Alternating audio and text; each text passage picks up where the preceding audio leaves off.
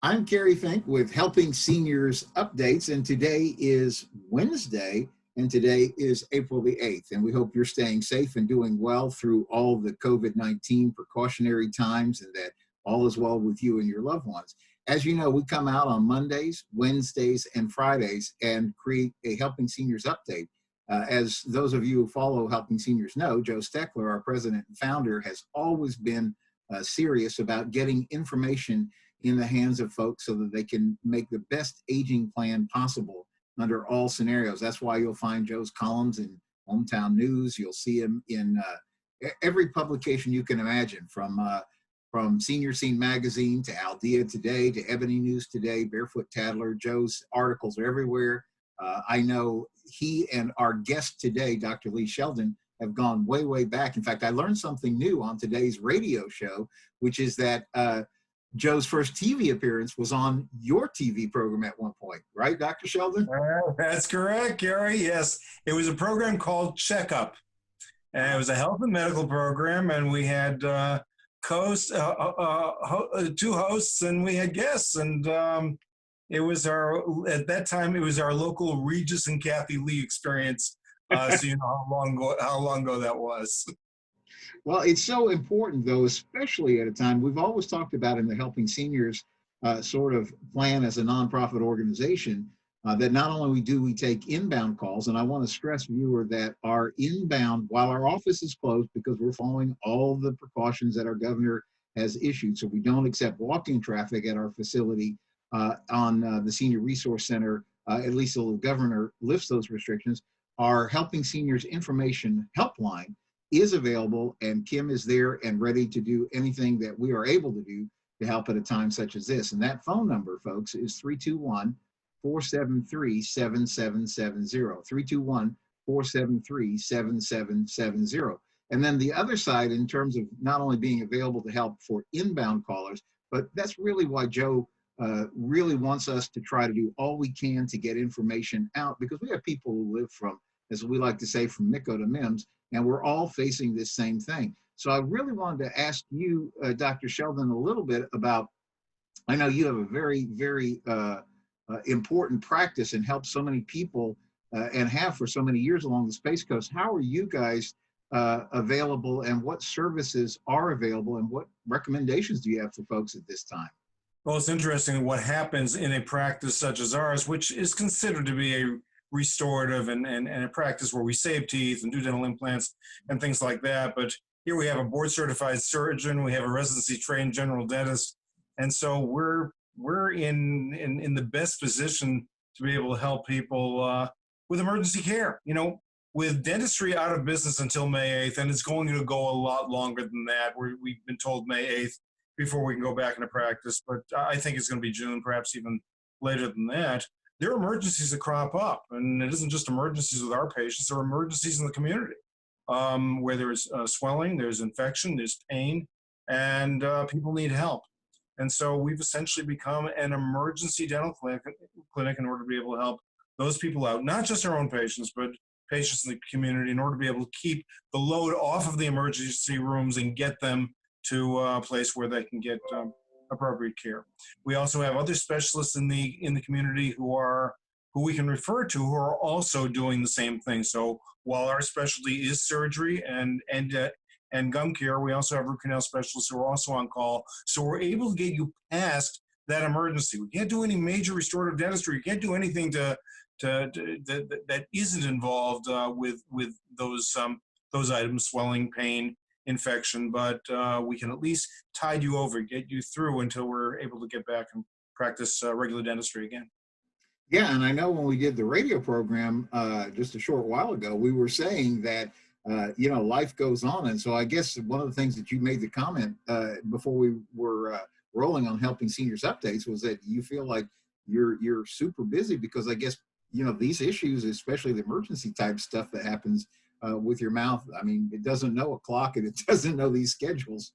You're right. In the first week or two, no. But now, listen, it's been 3 weeks now. And yeah, things crop up. When we see patients for regular care, usually the patient has reached some kind of bottom where they do have swelling and pain and they have to come in and see us. And we have to solve the emergency problem first before we can get them back to good dental health again. And so, yeah, that's happening, and that's happening right now. And given the fact that we are seeing our days fill more and more and more, I anticipate that until we get back to normal, we will be an emergency clinic, and that's good. It's good. Frankly, I got to tell you, it's been a long time that I've been placed on furlough, and I couldn't do anything, and I couldn't see patients. And I mean, that's been my entire existence for many, many years. And to all of a sudden be told I can't see patients anymore, no good. I tell you, even last Saturday, I was doing Zoom consults. We're on Zoom right now. I was doing Zoom consults in order to be able to see what was going on with my patients on a Saturday. And frankly, it was a lot of fun. So even though we're going through this crisis, there are some good things to be had. And unfortunately, dental problems are not just elective. They are compulsory. They are emergency. And at least we can help you. And if we can't help, if you don't have an emergency problem, we're even doing virtual consults. I love the Zoom consults so much. We have you pointing at your mouth. I have you putting the camera in your mouth to show what I can see. Listen, let's have a good time with this as we're going through this problem.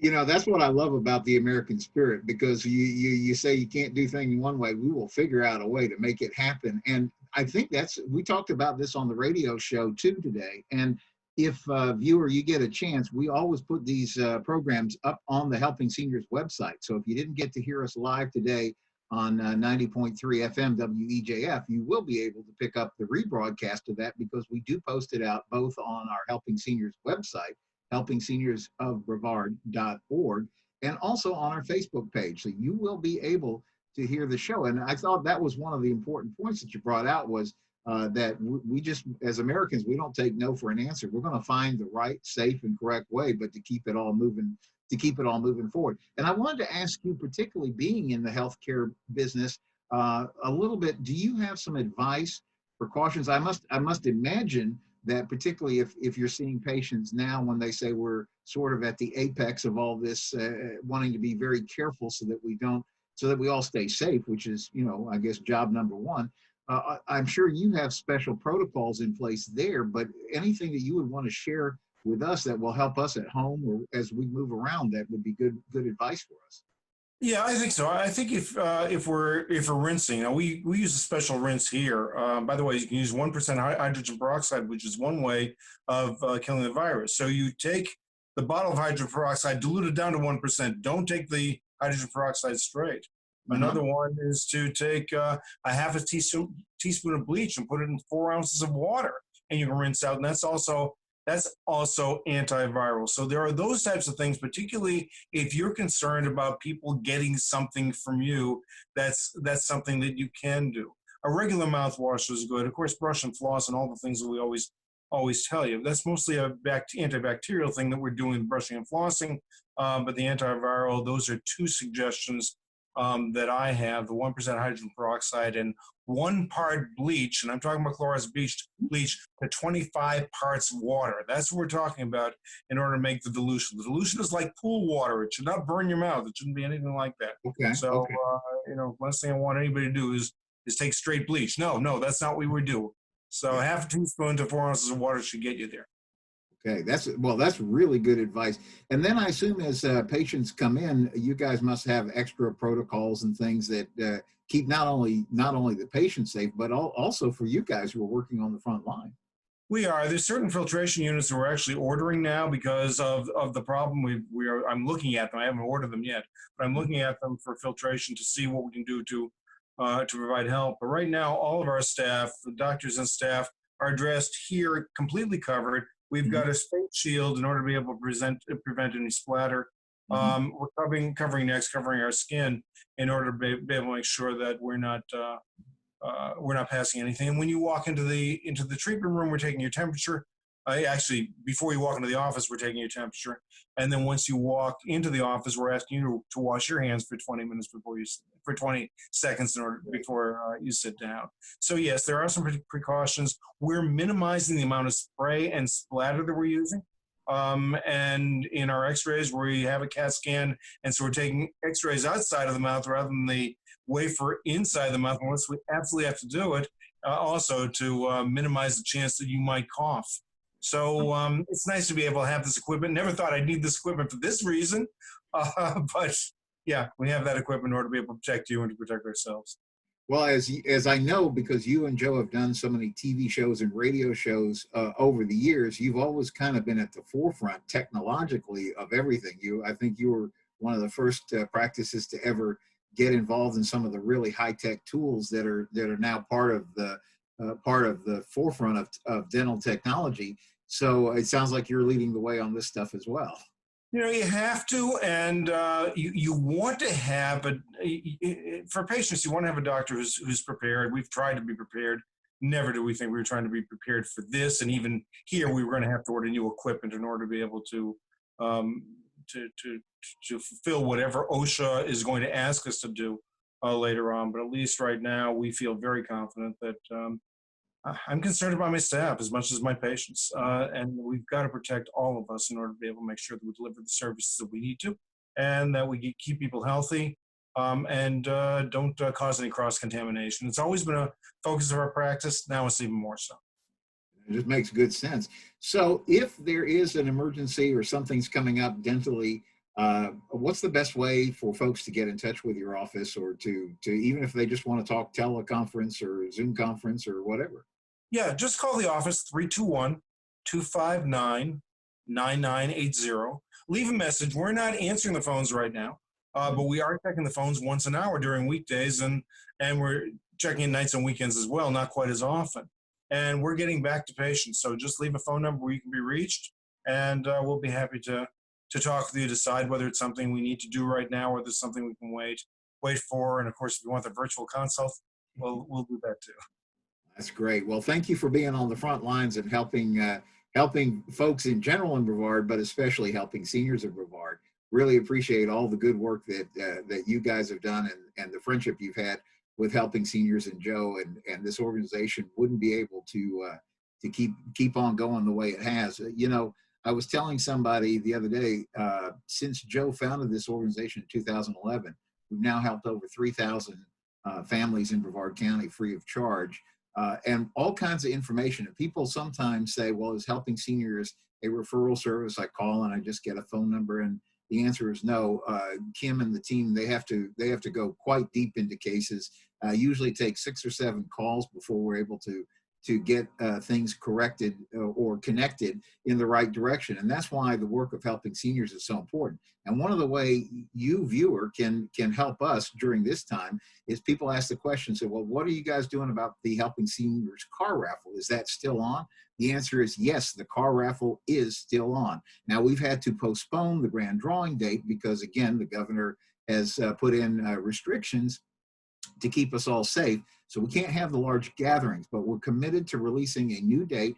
Joe Steckler, our founder and president, is working with Mark Pollack, the owner of the American Muscle Car Museum, and they've already started to look at some dates to reschedule this based on when the governor opens things back up. So the car raffle is on, and a great way to support the work of Helping Seniors is go ahead, get your tickets today, and you'll be set for that party. And I know when all this is over, we're going to be ready for just a great night out at the American Muscle Car Museum. You can get your tickets at helpingseniors.carraffle.com. One ticket is $25 for a $100 donation, and it does 3 things. It will give you a shot at one of those beautiful 2020 cars that Joe and his good friend AJ Hires at Boniface Hires Automotive have worked out. There's some great cars: 2020 Camaro, 2020 Challenger, Mazda Miata convertible, no less, and a 2020 Kia Sportage, and the winner gets to pick. The second thing you get is that great evening out at the American Muscle Car Museum to see Mark's amazing collection of 330 plus cars, $70+ million worth of automotive excellence there on the floor. And the third thing, and probably the most important ultimately, is you allow us to keep the work of Helping Seniors going. So with that, Dr. Sheldon, I am so appreciative of you taking time out, especially as you're reporting it's a busy day at the practice. Thank you for joining us for Helping Seniors Updates. Thank you, Kerry. Appreciate the opportunity. All right. And thank you for tuning in. Next update on Friday. Stay safe. I'm Kerry Fink. for Helping Seniors of Brevard. Hope you have a good day.